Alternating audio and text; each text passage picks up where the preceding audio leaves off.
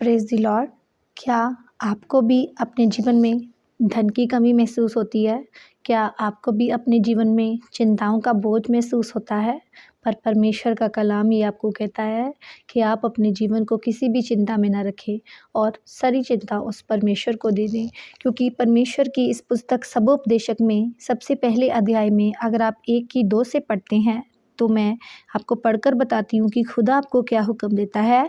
उपदेशक का ये वचन है, व्यर्थ ही व्यर्थ, व्यर्थ ही व्यर्थ, सब कुछ व्यर्थ है उस सब परिश्रम से जिससे मनुष्य धरती पर करता है और उसको क्या प्राप्त होता है।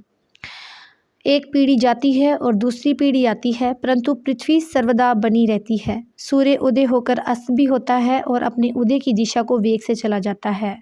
वैसे ही अगर आप अपने जीवन में देखें तो हर एक दिन आपको मिल रहा है, हर एक दिन के बाद एक रात आती है। आप डेली अपनी हर प्रकार की दौड़ भागम भाग में लगे हुए हैं, पर परमेश्वर कहता है सब कुछ व्यर्थ ही व्यर्थ, व्यर्थ ही व्यर्थ है। तो आइए क्यों ना हम ये सब भागम भाग में से उस खुदा के लिए समय निकालें जो खुदा हमारे लिए कुर्बान हुआ उस सलीब पर, जो खुदा हमारे लिए कुर्बान हुआ, जिसने अपने हाथों पर हमारे लिए कील ठुकवाए और अपने सिर पर कांटों का ताज रखा, और जो हमें अपनी आवाज़ देकर बुला रहा है इतने प्यार से, या मेरी बेटी या मेरे बेटे।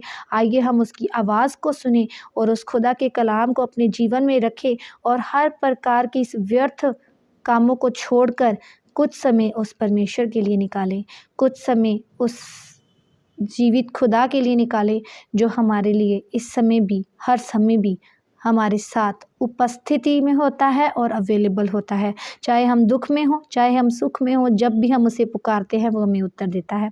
आमीन। आप इस वचन के साथ ब्लेस्ड होंगे और मैं आशीष करती हूँ कि आप इस वचन को ज़रूर शेयर करेंगे। खुदा आपको बरकत दे।